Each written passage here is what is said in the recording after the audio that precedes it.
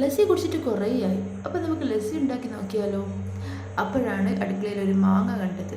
ഫ്രിഡ്ജിൽ നിന്ന് തൈര് എടുത്ത് മാങ്ങ നല്ല രീതിയിൽ കട്ട് ചെയ്ത് അതിനകത്തേക്ക് തൈര് ആഡ് ചെയ്തു.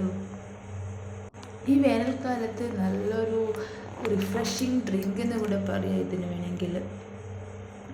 നമുക്ക് തൈര് ബ്ലെൻഡ് ചെയ്തെടുക്കാം.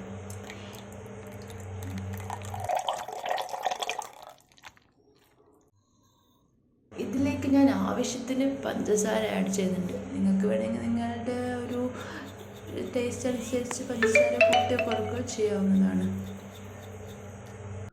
പിന്നെ ഞാൻ ഇതിലേക്ക് ഐസ് ക്യൂബ്സും ആഡ് ചെയ്ത് കൊടുക്കുന്നുണ്ട്. എല്ലാം കൂടി നല്ല രീതിയിൽ ബ്ലെൻഡ് ചെയ്തെടുക്കുക. അതിനുശേഷം ഇവിടെ കുറച്ച് കണ്ടൻസ് മിൽക്ക് ഉണ്ടായിരുന്നു, കഴിഞ്ഞ വിഷുവിന് ബാക്കി ഉണ്ടായതാണ്. അതുകൂടി ഇതിലേക്ക് ആഡ് ചെയ്ത് കൊടുത്തു.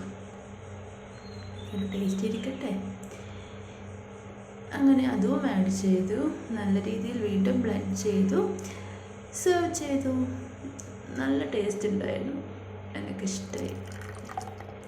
ആ ഒരു മാംഗോ ഫ്ലേവറും ആ തൈരിൻ്റെ ആ ഒരു പുളിപ്പും മധുരവും എല്ലാം കൂടി അടിപൊളിയായിരുന്നു. നിങ്ങളൊന്ന് ട്രൈ ചെയ്ത് നോക്കൂ.